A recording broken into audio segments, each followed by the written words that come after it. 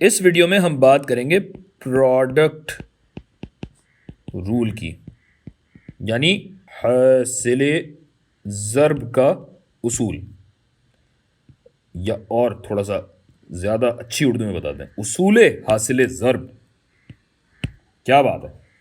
अच्छा भाई, ये कब लगता है? ये उसूल तब लगता है जब दो फंक्शन आपस में क्या किए जा रहे हों? बिल्कुल दुरुस्त, जब ज़रब दिए जा रहे हों और इनका डेरिवेटिव निकालना हो, डिफरेंशिएट करना हो। तो क्या होता है भाई, इसमें आप पहले एफ ऑफ एक्स को जी ऑफ एक्स के डेरिवेटिव से ज़रब देते हैं और फिर एफ के डेरिवेटिव को जी से ज़रब देते हैं और इन दोनों को आपस में जमा कर देते हैं और बस घर जाएं।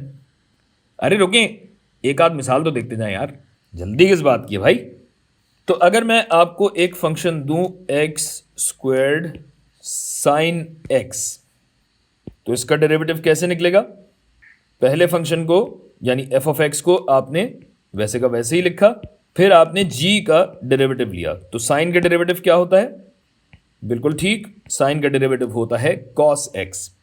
मुझे उम्मीद है कि आप अपने हाथ से ये काम साथ साथ कर रहे होंगे ताकि आपको समझ में भी तो आए ना कि क्या हो रहा है। उसके बाद फिर आपको जमा करना है क्या? एफ का डेरिवेटिव। एक्स स्क्वायर्ड का डेरिवेटिव क्या होगा?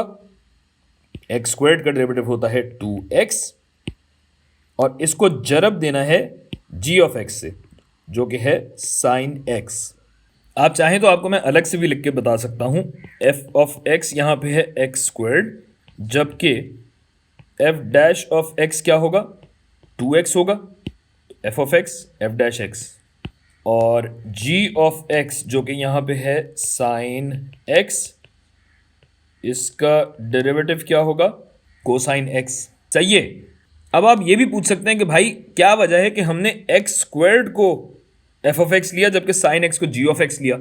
उलट भी तो हो सकता था। और आपका एतराज़ ना सिर्फ जायज़ है बल्कि हमेशा की तरह आपने खुद ही जवाब भी दे दिया कि बिल्कुल इसका उलट किया जा सकता है, क्योंकि ज़रब देना कॉम्यूटेटिव होता है, यानी a इंटू बी इंटू ए के बराबर होता है।